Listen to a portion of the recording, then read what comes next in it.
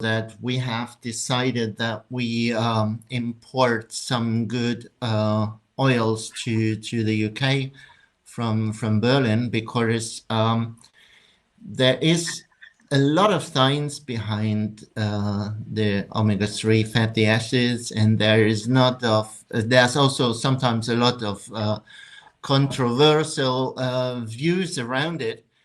And I hope we can make a few things clear how to use them as an effective supplement, because not everybody needs it, but some people do. And maybe many people do, because we have changed our diets during the last, let's say, maybe 120 to 150 years. And this is the reason why we wanted to start this webinar today. And I hope we can bring you some good information. I'm also very interested in bringing knowledge to the people, because many of us want to prevent Alzheimer's. We want to prevent depression, and this is for brain health. And another thing which is really important is that we need to protect our children, even the unborn and the already born children, and gives them the opportunity to develop healthy and well-functioning brain cells. On the other hand, we all know that we need omega-3 fatty acids for heart protection and circulation, and I'm not really sure it really works on the eyes, but some studies say yes, others say no. But the most important thing is that we need to deal with inflammation, and it may be acute inflammation even, but in most cases it's the so-called silent inflammation that is much more important. Emrik, can you give me a little feedback about what you see? Do you see the slide, or do you see the series of the slides on your screen? I can see the slide very good. Yeah, okay. We see a little part of you in the top. Yeah, okay, that's fine, because I have two screens and they both show the presentation only, so I totally rely on you. And yeah, on the slide you see a little logo with a little guy on it, and this little guy was a creation as a mascot, and we called it membrane. We call it Flexi. Basically, his name is Flexi for membrane flexibility. And omega unsaturated fatty acids give the cell membranes flexibility because of their double bonds in some areas in the electrons. And what you see, the Flexi is made of a brain with his eyes, and he is basically a phospholipid, and the phosphor part is the brain, and his legs are the fatty acids, the lipid chains, and we gave it a heart and some eyes, and this is where the omega-3 fatty acids will have their effect on. And let me see how I can move to the next slide. Okay, this is it. The basic thing that we want to share with you, we don't like to eat capsules with fish oil or even algae oil in it, but basically fish oil is the most important thing we're talking about today. And because in a capsule, you never know, is the oil fresh, or what is the taste? Is it already oxidized? Is it rancid? Will you develop burps when you eat it, even a few hours later? So it's much better to use an oil which comes from from a nice glass bottle, and it shouldn't have any fishy taste, because that's always a sign that the oil is oxidized. So fresh, good quality fish oil does not have any fishy taste. It doesn't taste nice, but it tastes a kind of neutral. So, and it should be food. This is a much more natural way of what we can do. So what are the fatty acids, and what are fats, and what do we need them for? A fatty acid is a chain of carbon atoms, which on one side has an acid part, which is a COOH group, and this is called the alpha part. And on the other part of the chain, on the other end, there is a methyl group, the CH3, and this is called the omega end of the fatty acid. So when we talk about omega-3 and 6 or 7, 9, and even 11, this will tell us where you would find the first double bond when you start counting from the omega side. And for omega-3 fatty acids, the first double bond between the two carbon atoms will be found after the third carbon atom from the omega side. And we have basically, it's three big groups of fatty acids that we know. The first one is called the saturated fatty acids, where there are no double bonds between the carbon atoms. And this means they are not able to be oxidized. And saturated fatty acids, they are mostly built into fatty depots, and they can be used to be burned in beta oxidation to create energy. And this is very important, as we will see later, because they are much healthier and they provide much more energy than the many carbs from sugars would do. And then we have others, which are the so-called monounsaturated fatty acids. They are called MUFAs. We won't talk about those because they are also used for energy production mainly, and we find them in many animal and plant fats. And then we have the other one is the so-called PUFAs, the polyunsaturated fatty acids, where we have two groups which are important, and we need them both. And this is omega-6 and omega-3. And we will work out how different they are, what different effects they have when we eat them, and we will see how the balance should be between them.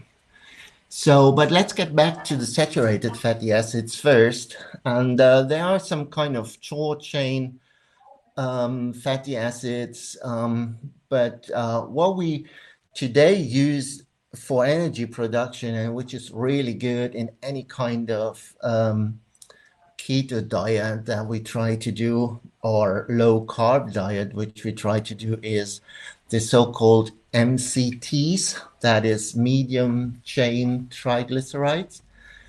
And we find those with 6 to 12 carbon atoms in coconut oil, which is so healthy and a good fuel for us, even for the brain and the heart. And it's also butter, especially when it's butter from grass-fed cattle. And then there are the long chain with 13 and more carbon atoms as well.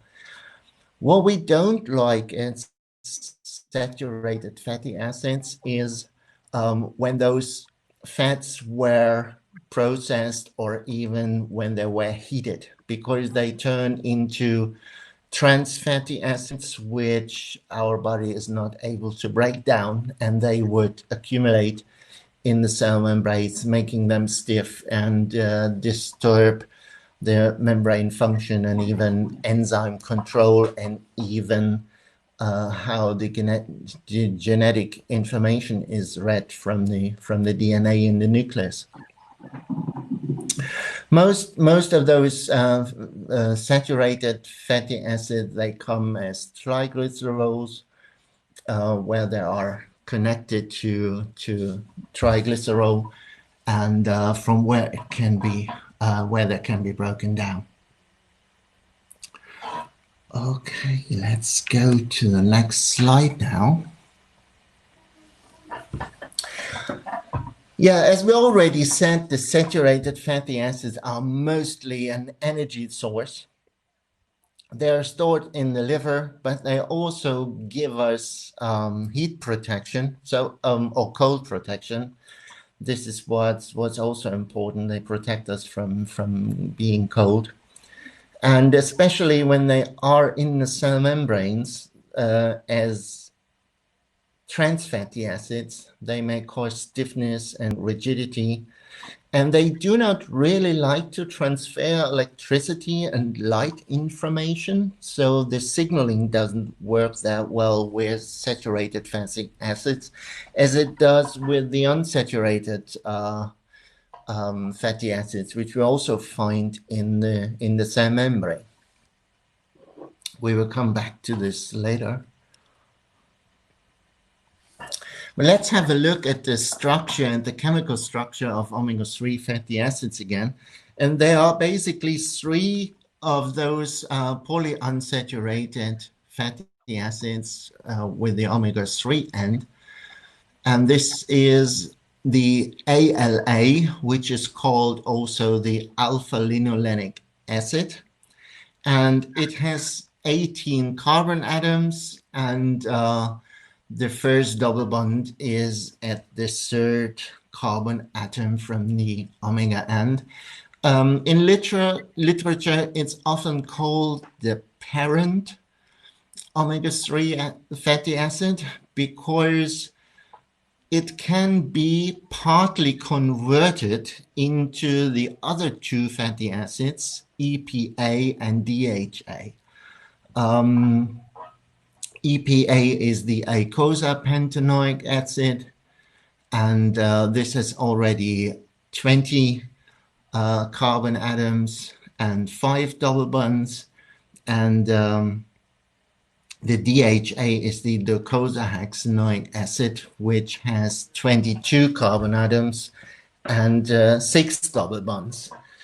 And there are some people who say they are dangerous because they may become easily oxidized and then they turn into free radicals. So we shouldn't have too much of it at the end. But as we will see later, it may also be useful to have a bit too much because there is some literature which says that even when they are oxidized and they are broken down into alkanes and aldehydes, they may have a so-called hormetic effect, which causes signaling in heart cells to have a better energy production. So that's also interesting, that even when they could be harmful, they are still beneficial for us. But what we need to know is that the ALA is plant-derived, so we can have this from linseed oil, sometimes from rapeseed oil, which I don't like that much. And the other ones, the EPA and the DHA, they are marine-based. So mostly we get those from fish or krill. And in the newer times, they also are created from algae. But especially with the DHA, there may be a benefit when it comes from fish oil or krill oil, because some Japanese researchers found that from when the krill or the fish eat the algae, then in the animal body, one of the electrons spin is turned halfway around, and so it will be more beneficial for us than the one from the algae. But for all vegan people, this is fine, and also to protect the fish, the algae may be really fine. And what we need to know that the parent omega-3, the ALA, which we can have from plants, that only 5 to 10%, that's what you can see on the slide, can be converted in the body to EPA and DHA.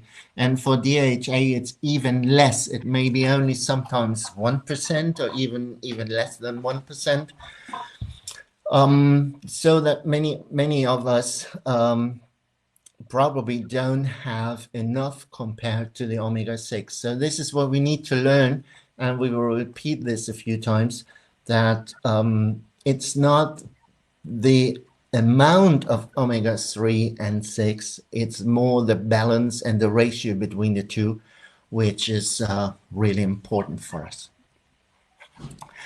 We can find, or in the older times, there was some EPA and DHA also found in meat when the animals really had eaten their natural food.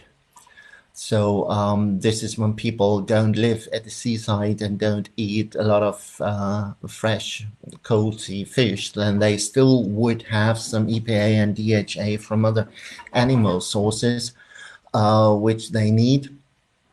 And for some people, it might be even also enough that we can create some EPA and DHA from the ALA in our own body.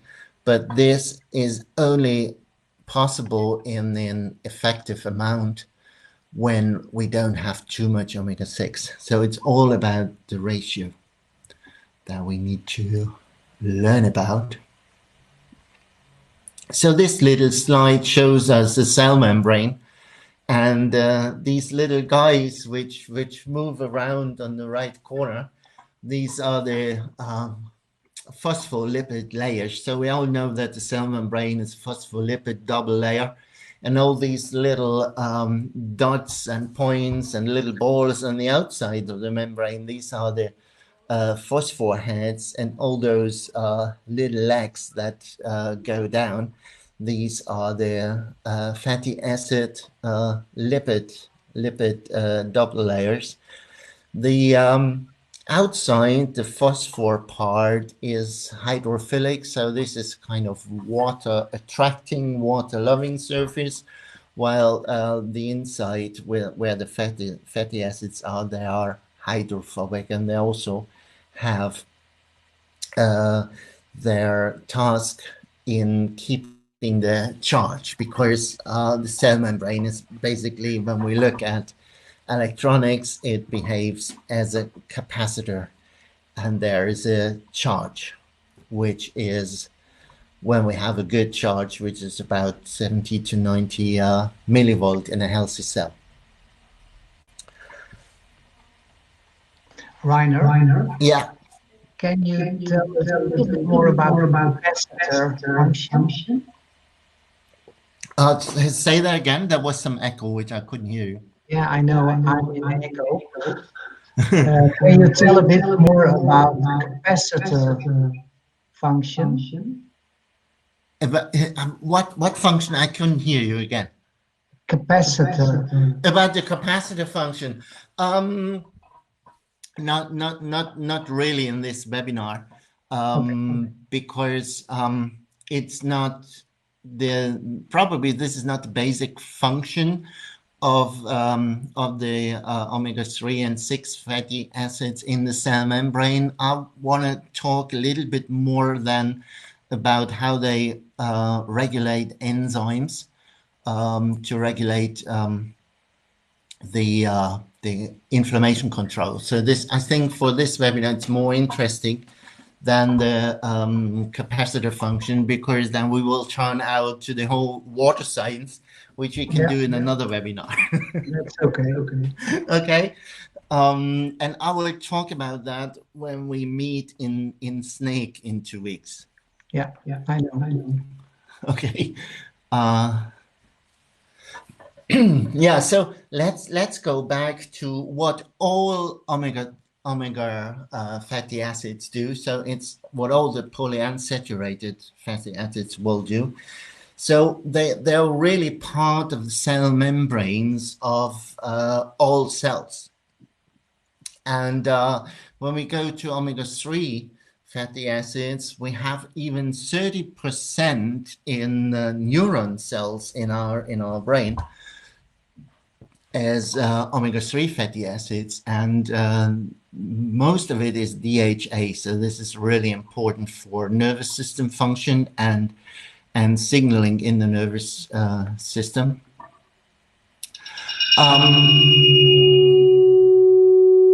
We have serious Problems. echo problem. Maybe I stop the presentation for a moment. Yeah. And I try to go to the second.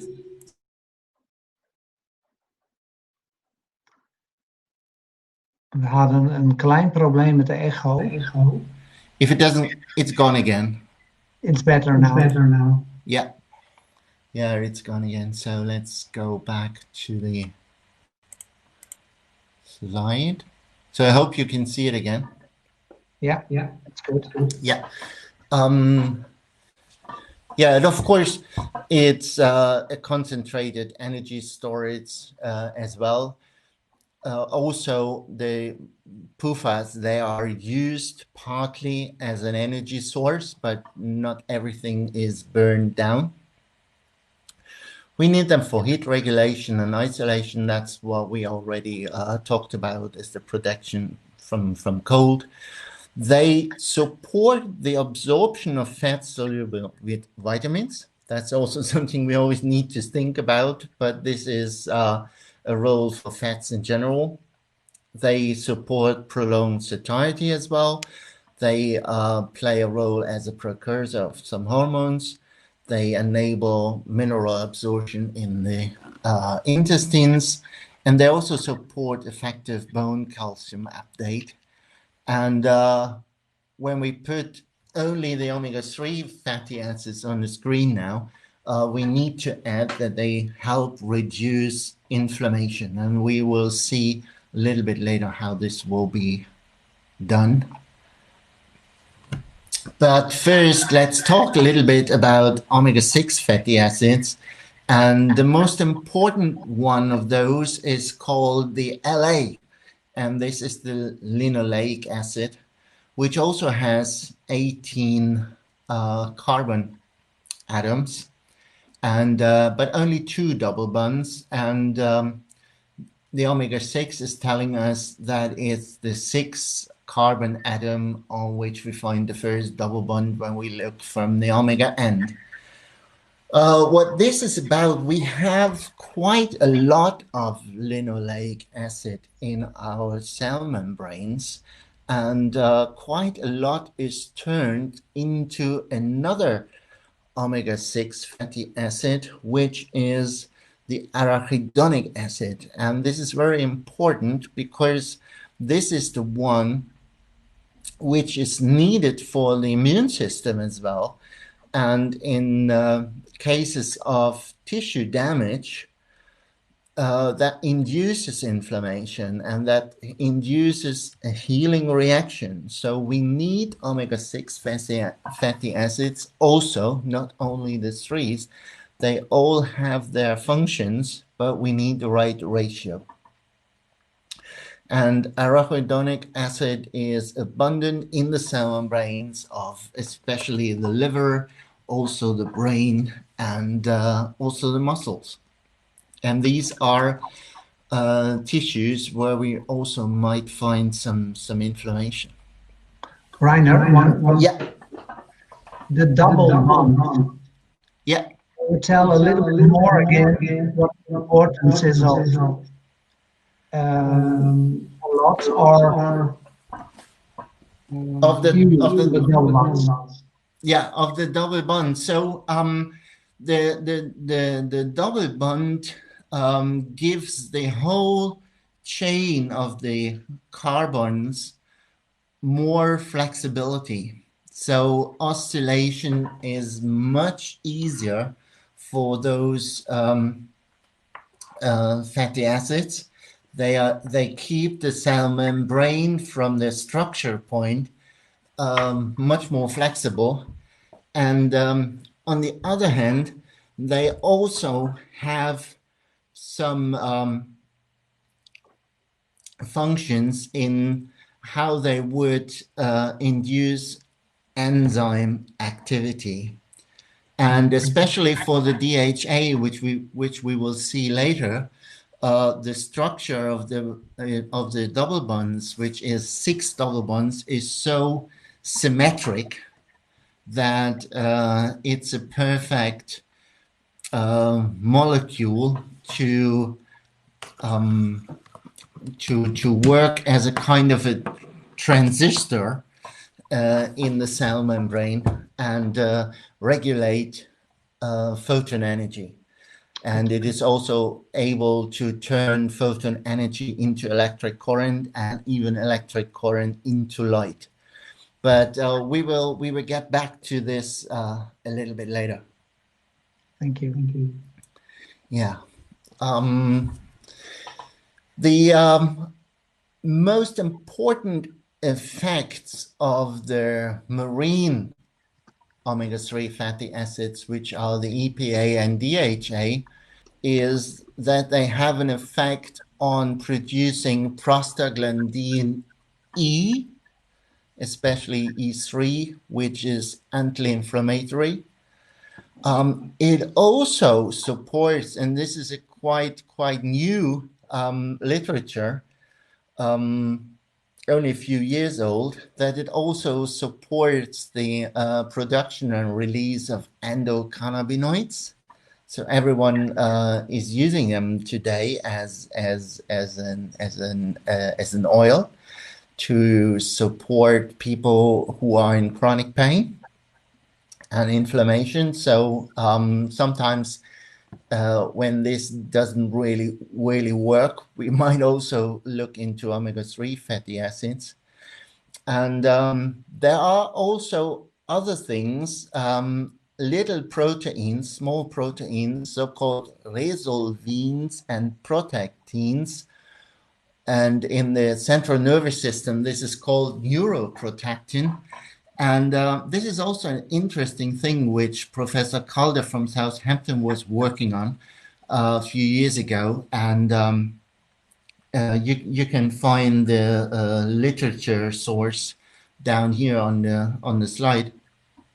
And what the omega-3 fatty acids do is they not only block an inflammation, but our body needs the inflammation for repair processes, and then the inflammation has to be stopped, and the fire has to be shut off. And this is something that the omega-3 fatty acids do, because these little proteins like resolvins and protectins, they will help bringing down the inflammation when it's not needed anymore. And this is a very, very interesting thing, what they do. And omega-3 fatty acids raise the amounts of all these substances. On the other hand, they inhibit cytokines like the interleukin 6 and 8, which are pro-inflammatory, and they also inhibit T cell proliferation and response as an immune response, and they also inhibit tumor necrosis factor alpha, which is also known as being pro-inflammatory. So there's a lot of regulation going on different levels, and it's all done via signaling in the cell membrane and activating and blocking enzyme reactions directly on the cell membrane. What I like to read is a book which was written by Paul Clayton, who is a pharmacologist from Cambridge University in the UK, and he is a medical doctor, but he's never worked as a doctor because of him being a pharmacologist. But he was also always interested in food and how food can be used as a so to say, as a drug.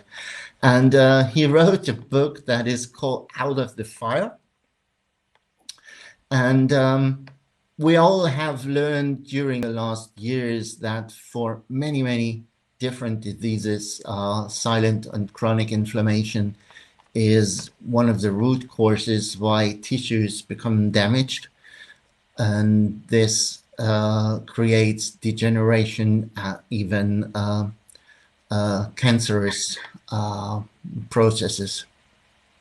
And what he had written, and that's interesting, that in the Victorian lifestyle in the UK, which was about 170 years ago in the 850s, that people were really healthy. They consumed calories like 3,500 calories per day, and they were really tall, and they were strong, and they lived even the same age as we do today, or even longer, when we take into account that they would survive. As a mom, that you would survive birth, because many women died at that time after giving birth to their child. And if we don't take into account that they were hurted by any kind of accidents, or even in war, they had a longer life than we have today, and they had a very high metabolism. And why do we know this? In the UK, they had their first notes of the health state. So doctors were writing down how people lived and how they were, so that they could find the data about it. And what were those people eating? So they were eating a lot of fish because that was cheap. And they were eating a lot of organic fruits and vegetables, of course. And they had meat, and they had their fats, they had their butter, and they were moving a lot. They were walking, they were riding on horses, and this is how they could have that high turnover in their metabolism. On the other hand, we could look to the Mediterranean people until the 60s of the last century, because before all the processed foods were introduced, people had their vegetables, their fruits, they had their meat, they had their fish, they had their olive oil a lot, which they still have today, but the quality is often not the good if you buy the cheap ones. And then you have the Inuits who had eaten in the cold. They are living in the cold on the ice, and they are eating lots of raw meat of sea lions, and they also have fish. So they have a very marine diet. And this is really interesting how he writes it down, and we will see later how this makes sense in a supplement that can be used. And interestingly, I heard Paul Clayton speaking in Hamburg 3 years ago, I think, and a lady was standing up from the audience, and she was from Hamburg, and she was saying, and in those times, at the same time when girls were coming to work in rich families, then they had their contracts for work, and they had to write down, because it was a very monotone diet for them, that they shouldn't have everyday salmon, because that was the cheapest food at that time, so that they could eat something else than wild salmon at that time. So this is also kind of interesting from that time. So yeah, now I want you to bring a little bit to the role of DHA, and a little bit, but not too much, to the arachidonic acid as the determinants of evolution and hominid brain development. This is from the work of Michael Crawford from London. And he thinks that without the amounts of DHA which we have in our brains today, it wouldn't have been possible that a species like humans could have developed. And we see the same thing in the dolphins, where humans and dolphins, regarding their body weight and the weight of the brain, have the biggest brains of all. And the DHA molecule, the fatty acid, with a very symmetric structure, which makes it a perfect magnet even,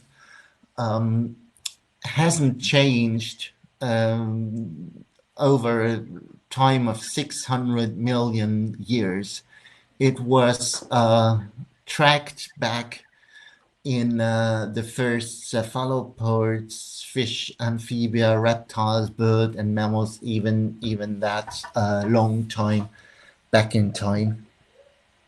The DHA will be polarized when it comes into a magnetic field, and Michael Crawford says it's a semiconductor that will only allow electrons to pass at a specific energy level to contribute or control the depolarization. And this means that it is a perfect controlling and signaling molecule in the information exchange which happens in the brain of an organism. And he also says that this lipid provided the intra and intercell structure to create compartments and specialization. So everything that the brain can do, he says, refers basically to the presence of the DHA molecule in the cell membrane of the brain cells, which is abundant at an amount of 30%. In the retina in the eye, it's even more, it's 60%.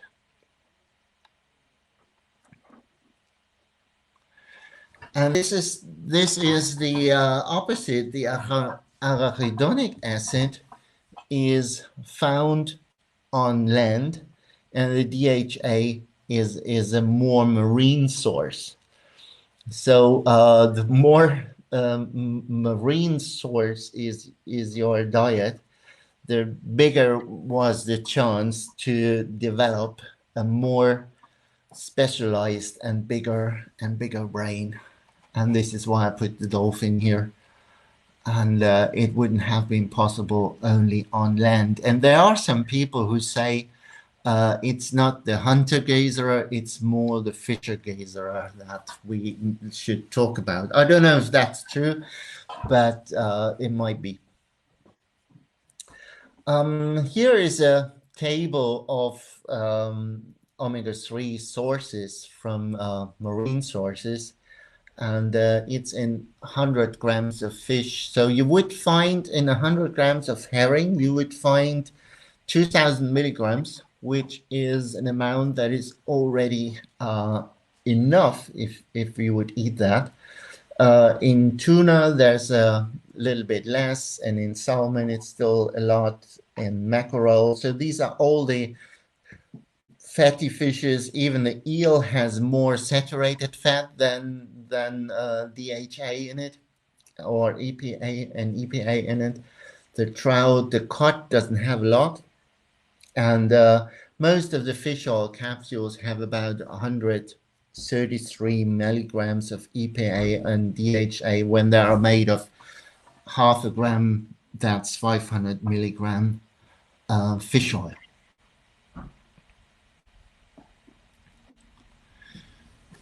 Omega-6 we find mostly in plant oils, and in the safflower oil we find it in an amount of 74%, and also in sunflower oil, which is a lot, and even corn grain oil, which is used for processed foods in the food industry a lot, has more than 50%. And soy oil is a lot used in animal food pellets. And this is what happens today when we eat meat, which is not organic, which is not grass-fed.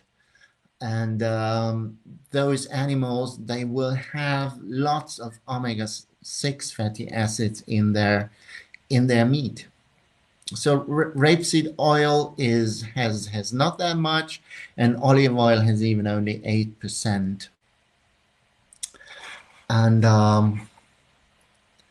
here we can see that there is a more land-based diet, and if we have lots of those kinds of PUFAs, sometimes you may hear, stop eating PUFAs. This is basically the omega-6, because we have too much of that, which will bring the omega-6 to 3 ratio to a value that we don't like, which is really pro-inflammatory.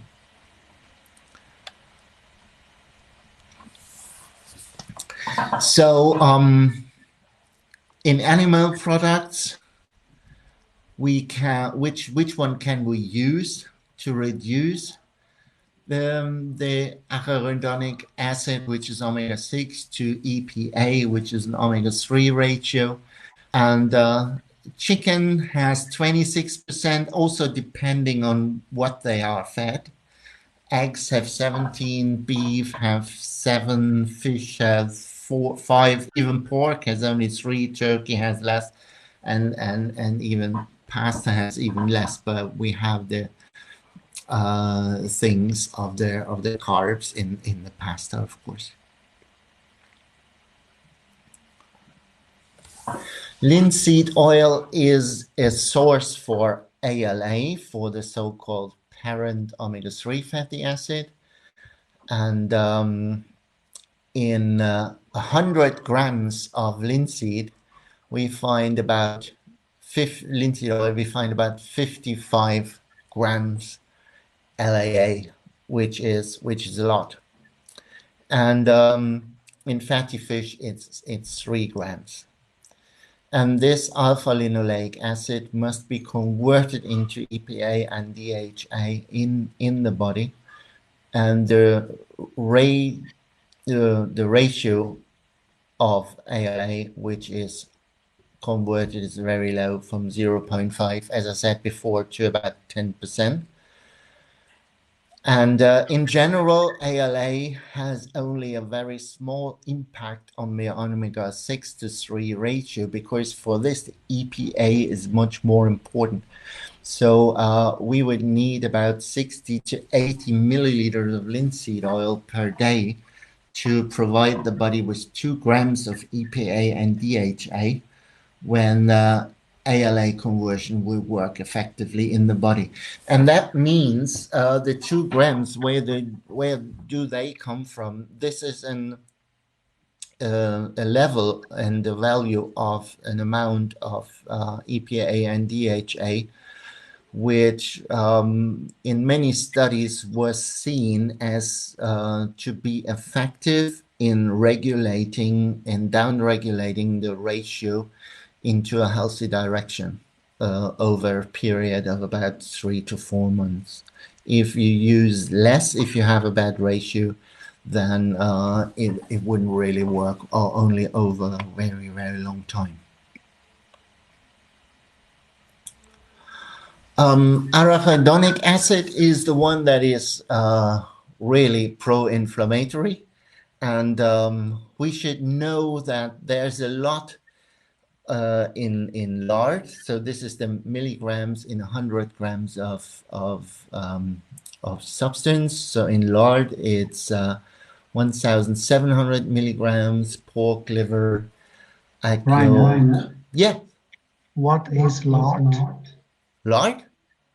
Okay, this is the fat that you can. This is the pure fat that you can put on your bread. Sometimes, you know, the animal fat from goose or pork, Reuzel. the Schmalz Yeah. in German. Okay. Thank you. Yeah. Okay. Good. So this is the fattiest thing you can imagine. Yeah. All the other ones are lower. So lard is very good for saturated fatty acids, but we probably shouldn't eat too much because it's also a source of arachidonic acid, which is the omega-6. There are many other things which really don't have a lot of arachidonic acid in it. I don't know. Nice effect here, but let's see. Okay, this was only one slide, which is good. Yeah. Okay, so we have seen this before. And here's another. This is only a picture which I wanted to show you about the DHA and compare to another omega-3 fatty acid, which is DPA. The double bonds are not that symmetric as you would see them in the DHA, and the electron density of higher energy states is not that perfect on the right side as it would be on the left side. It can slow down photons and make them available in a very coherent way.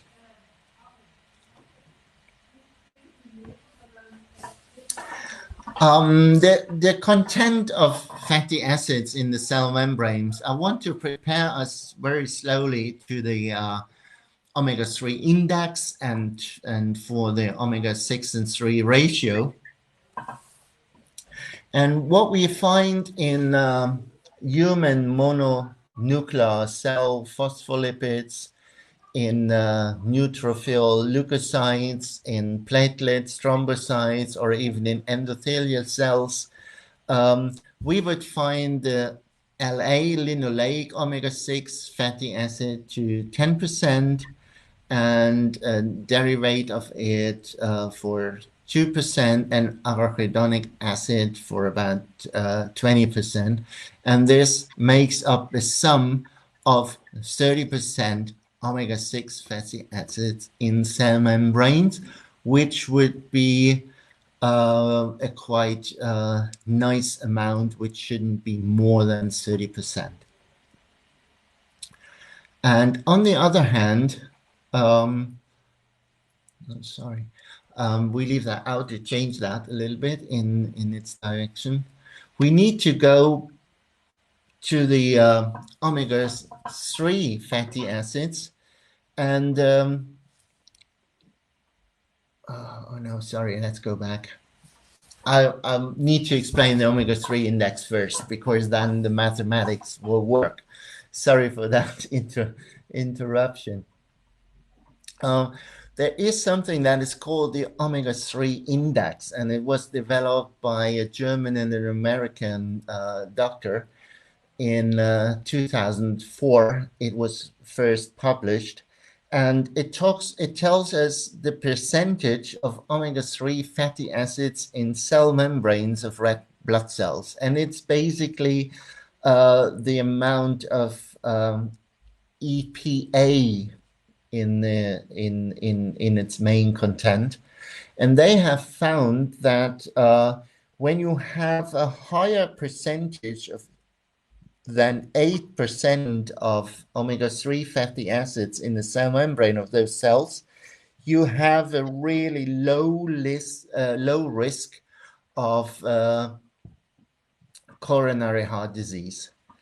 And when you have 4 to 8%, then you are a little bit at risk. And when you have less than 4%, then you would have a higher risk. And this is a kind of an absolute measurement when we look at the percentage, because you can only have that amount of 100. And when we now go to the omega-6 and 3 ratio, which is basically the ratio between arachidonic acid in the cell membrane and EPA, and the arachidonic acid is pro-inflammatory and the other one is anti-inflammatory, then we can calculate that, that amount as a ratio. Because when we have 30% omega-6 and 8% omega-3, then we create a ratio of 3.75 per 1. And this is already really good. So the officials in Germany, for example, they suggest that you should have a ratio of 5 to 1. And 3.75 is even better than that. So you can always look, if you really want to work scientifically with your clients, you can look for the omega-3 index and see in an absolute manner how much do you really have as omega-3, and then you can also look at the ratio and compare it to omega-6 and omega-3. Because you might have 8% of omega-3, but you also might have a higher omega-6 content in the cell membranes, and then it's probably more important not to give too much omega-3, but to really reduce omega-6 and change your diet. This is what we can learn from these two indices, from the omega-3 index and the omega-6/3 ratio. In the evolution, it seems that the hunter-gatherers had a ratio of 1 to 1. The Inuits, they have 0.8 to 1. In the Mediterranean world, it was about 2 to 1 until the 1960s. And in our modern Western society, we have 15 plus to 1 in many cases.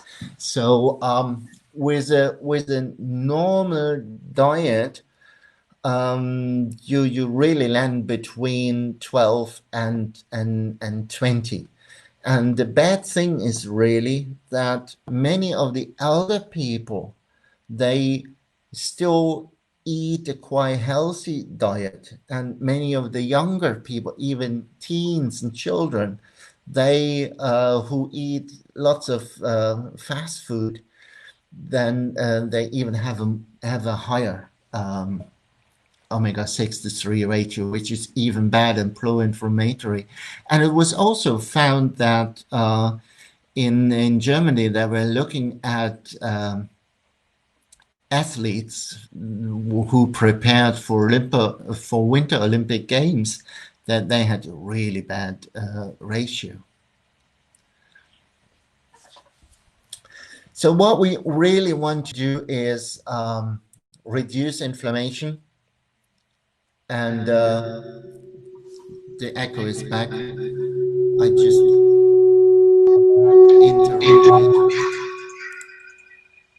and try to go to the settings again.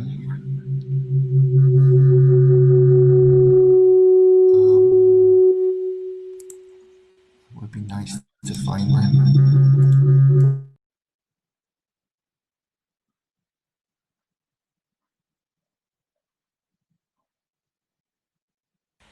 It's interesting when I switch from a line-in microphone to the integrated microphone and back, the echo is gone. Yeah. That's interesting. So now we can run the presentation again. I don't know. My echo is still there. Yeah. So here are lots of diseases which are related to chronic inflammation.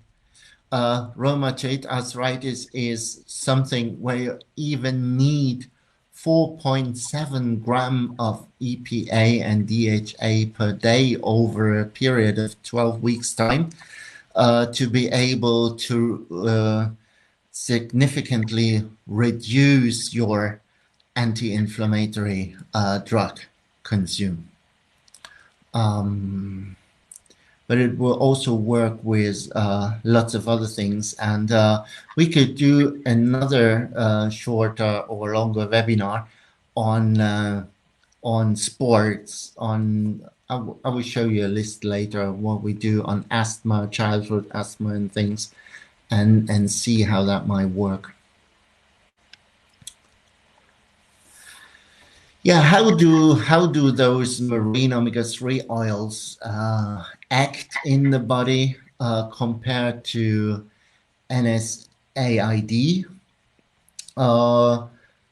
When you need NSAID, you have to know that if you need a lot of ibuprofen, then you know that you are aging faster. So that's one fact that you would know, because you will have more real and silent inflammation in the body than you would like to.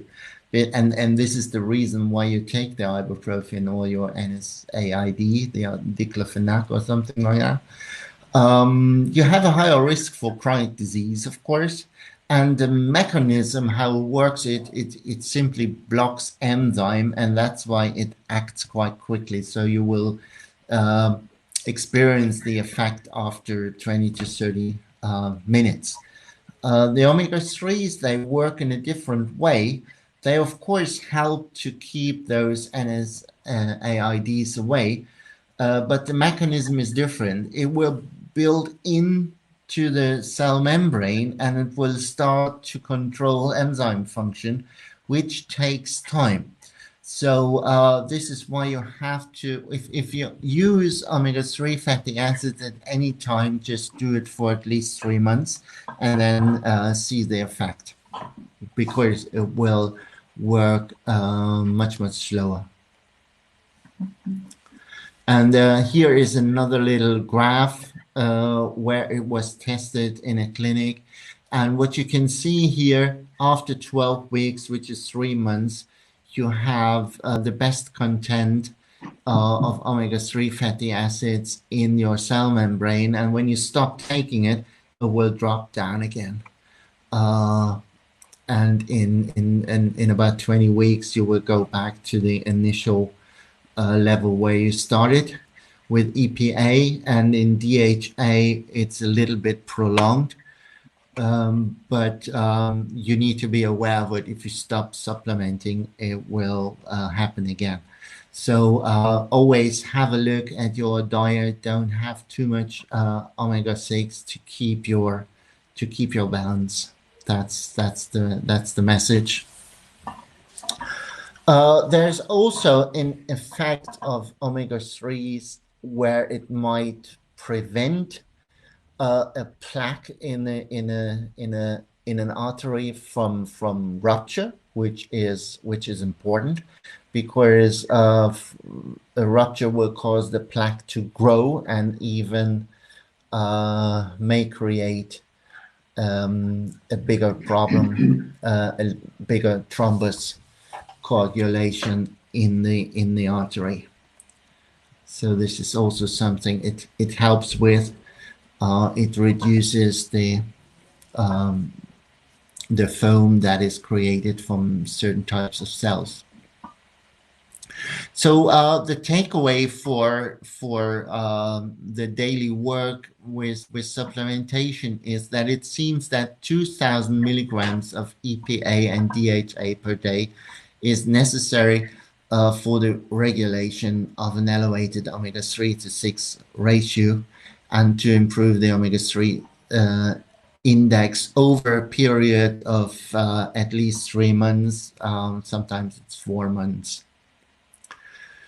So it's always good before you start, if there's any possibility to do that, have a fatty acid test and have the dosage adapted to it, because it may be that you may have 60 to 1, or find people with even with 100 to 1, and then you still might increase it a little bit. As I said, in rheumatoid arthritis, it was found that there was an effect with 4.7 grams per day.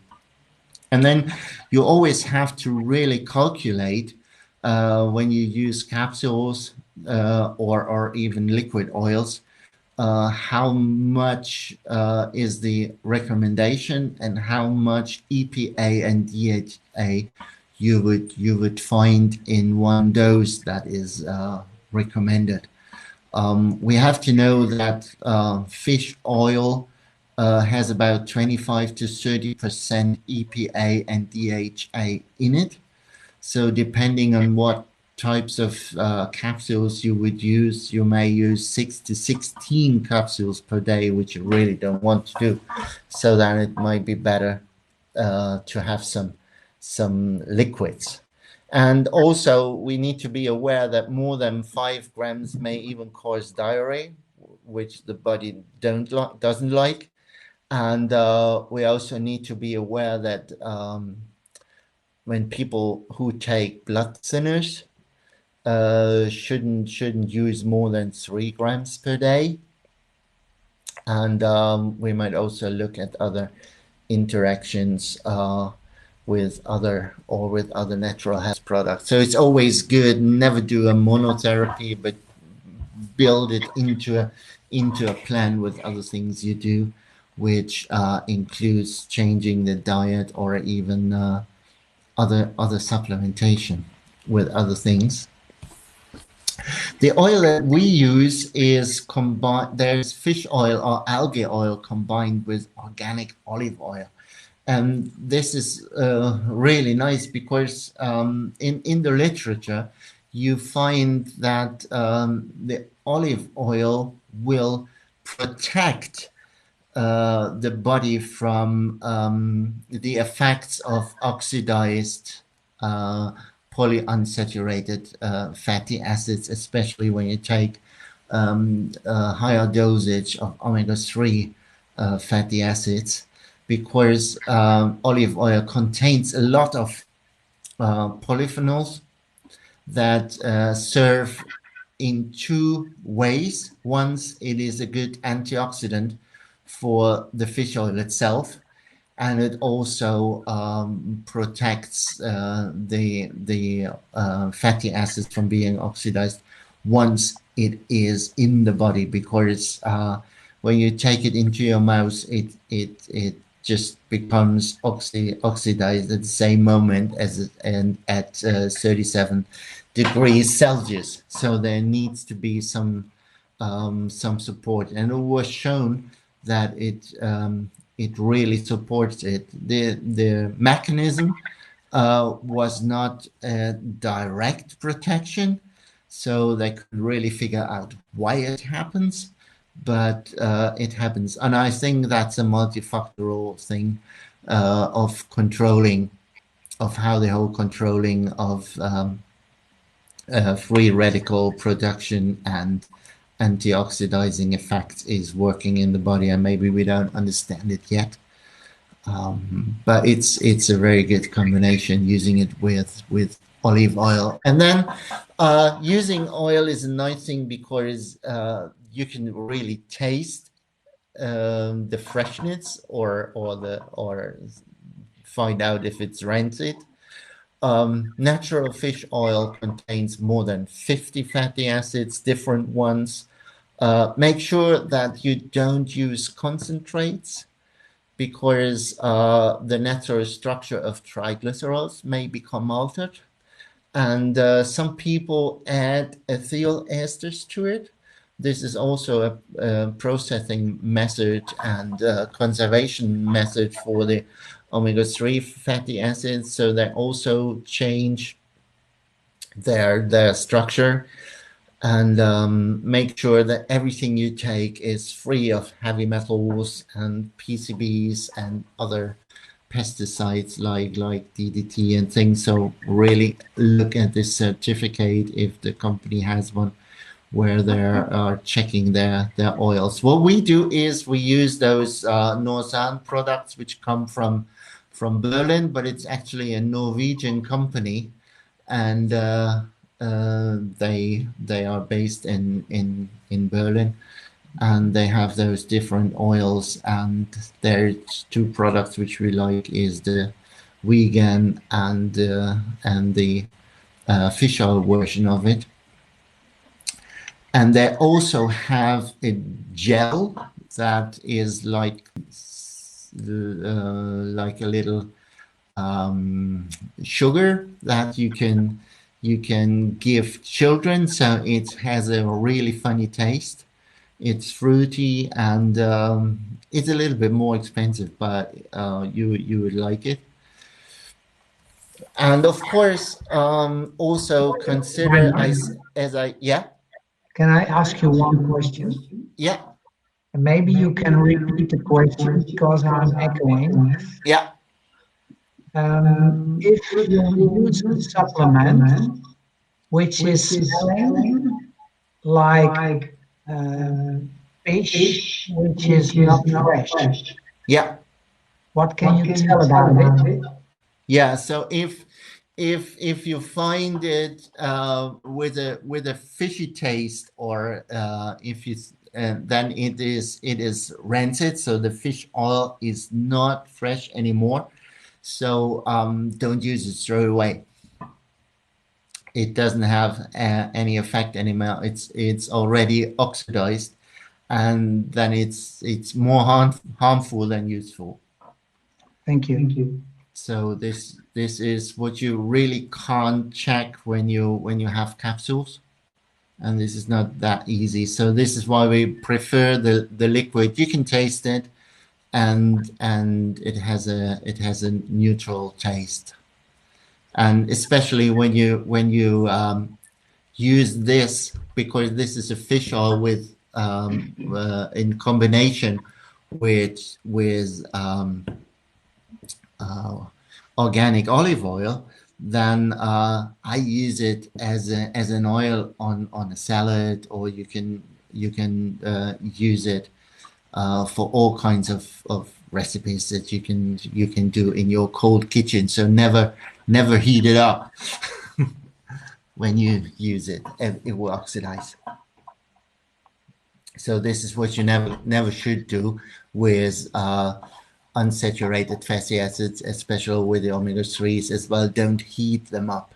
So you can heat some olive oil if you want to, not too long.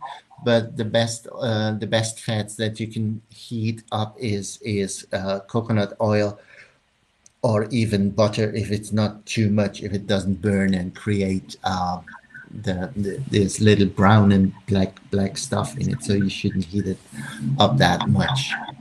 Rainer, Yep. Lex has a question. Yep. Do you also recommend algae oil? Algae oil. Yes, I do. I make it. I leave it to the client what they prefer. The algae oil is always a little bit more expensive, and especially for vegetarians and vegan people, that is the preferred thing. Yeah. Thank you.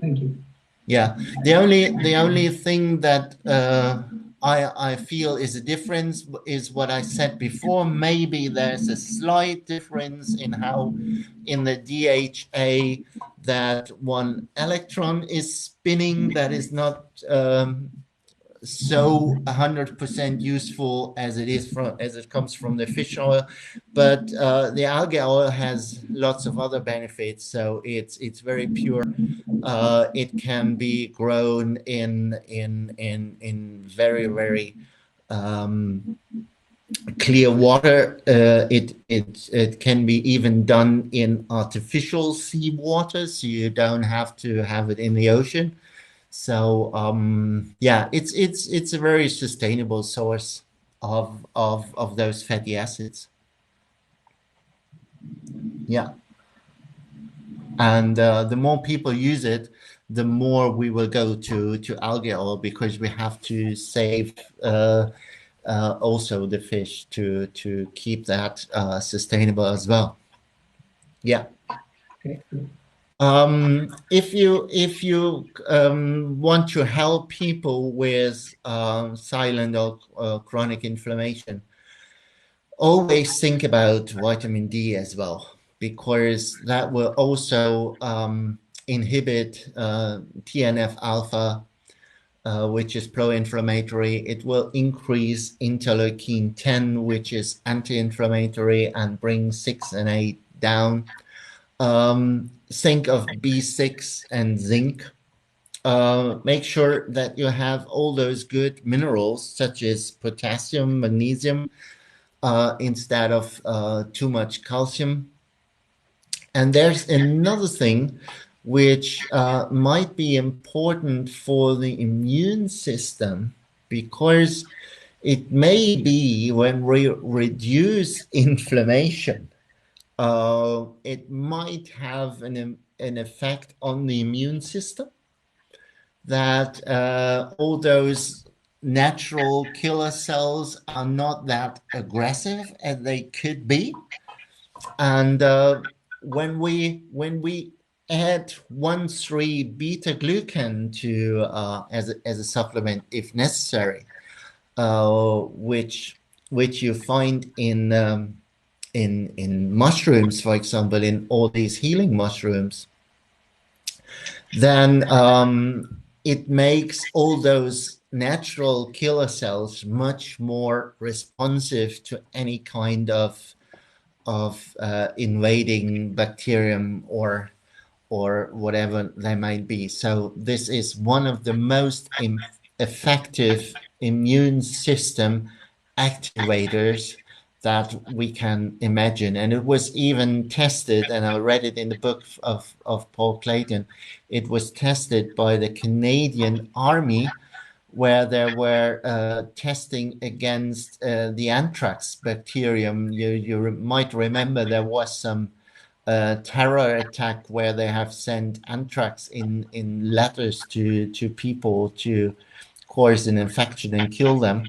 And they had given 1,3 beta glucan to rats in an animal experiment. And they survived all kinds of lethal infections. So that it's just amazing. And the effect is really that it makes all those natural protective cells more responsive and more likely to tell the body we need to do something. This is a very good thing. And there are also other things. So capsaicin from chilies is lowering inflammation. Gingerol in ginger, that's also suppressing tumor necrosis factor alpha, and even the arginine amino acid will help a lot. And there are also others which I had on a previous slide somewhere, where we were talking about curcuma, and these things which just support the mitochondria for more ATP. And then, of course, think of other things, bringing down stress, which will create too many free radicals. So think of meditation. Do a little bit of exercise, not too much, because too much will again create more free radicals, which is pro-inflammatory. Then do fascia work. So we will talk in 2 weeks in Snake. We will talk about fascia work as well. That will calm down the nervous system, will take a lot of stress away from the body.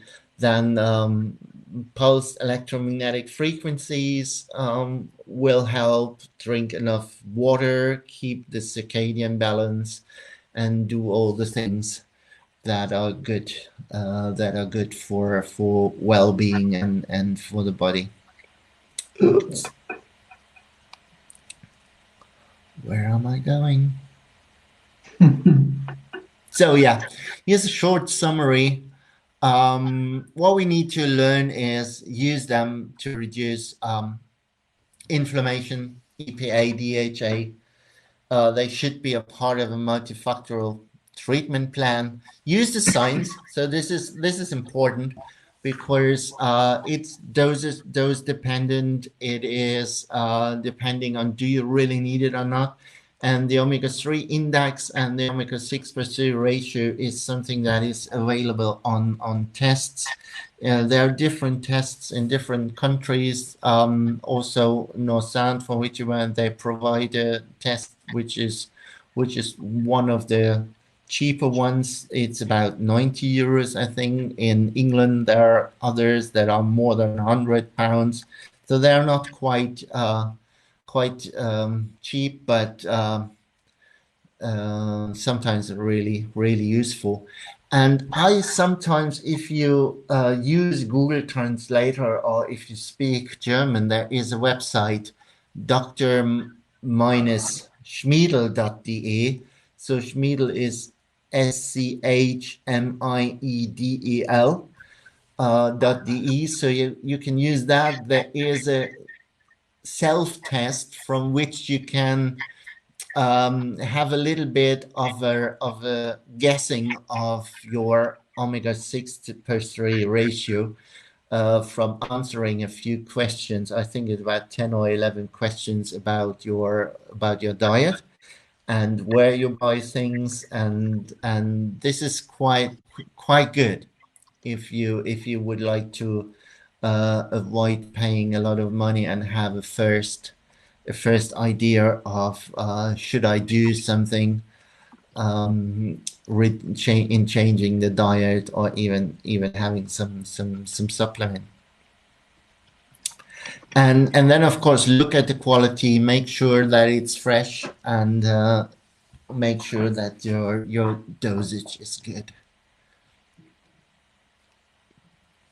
Here we have some ideas if there would really be some interest, and we could review some of the studies with DHA and EPA on depression and Alzheimer's disease, on multiple sclerosis, migraine, and even in IQ in children is better. Children sleep better, but also adults. It's important in sports, pregnancy and lactation. So it's the depression after giving birth for the mother. In the last few weeks of the baby's growth, when the brain grows, nature always gives the DHA to the next generation, to the baby. And if the mother doesn't have enough, so the risk of developing depression is bigger. And it was also shown that there is less childhood asthma and allergies when babies have enough DHA in their bodies. But it could also be useful in looking at the fatty acids for overweight, which is also always related to inflammation, neurodermatitis, psoriasis, Crohn's disease, and even gut microbiome diversity. Just to talk about a few, but that's really interesting in how many cases it might be useful. So Ryan, we were, yeah. One small question. Can you repeat it? it? Sleep. and fatty acids. Can you give a move? Yeah, how that's working. So yes, there is a mechanism that is related to melatonin production and the amount of DHA that you have um, in your cells of the pineal gland.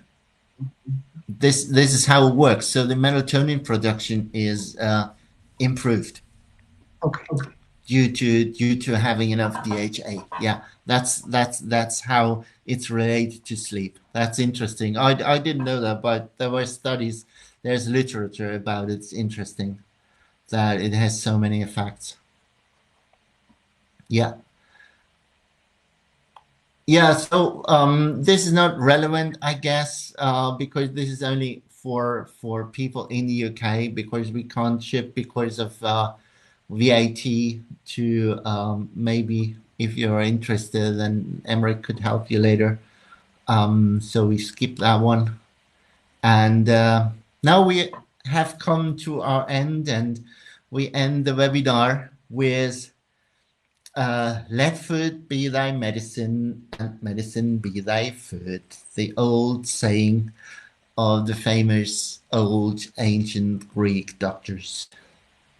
Great. Thank you very much. Thank you very much. Over here, we cannot find a supplier for North South yet. So you have to buy it on eBay. And I'm trying to find a contact with company. So I will inform you later about this. Yeah. What I've done, Emrik, I saw the chat now, and I gave you the Dr. Schmiedel's web address, internet address again, which is like that, dr-schmiedel.de. Yeah. And then you go to the self-test. Great, thank you. Are there any questions? Oftewel, Patrick, Elis, Lex, want jullie zijn uitverkoren in luisteren. Hebben jullie nog vragen?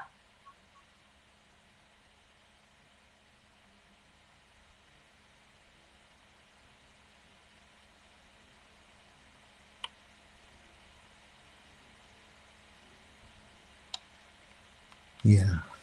Very quiet now. Lex says not at this moment. Okay, yeah, great. Okay. Thank you very much, Ryan, for your time, your explanation. And on the 2nd of December, you will talk again. Yeah. And then we will talk about then we will talk about our role in the universe. We will talk about scales, and we will talk about the new paradigm of thinking and how we should behave and how we are embedded in natural cycles, and that communication and cooperation is the key for future harmonic life. Great. And is it also a little bit related to what we do with Red Hat? Yes, of course it is. It's always because it's always related to rhythm. Yeah. It's always as the saying goes, timing is everything. Yeah. Yeah. Okay. Thank you very much. And see you another time. Yeah. Thank you so much for being with me and listening. Thank you. Great. Namaste. Namaste.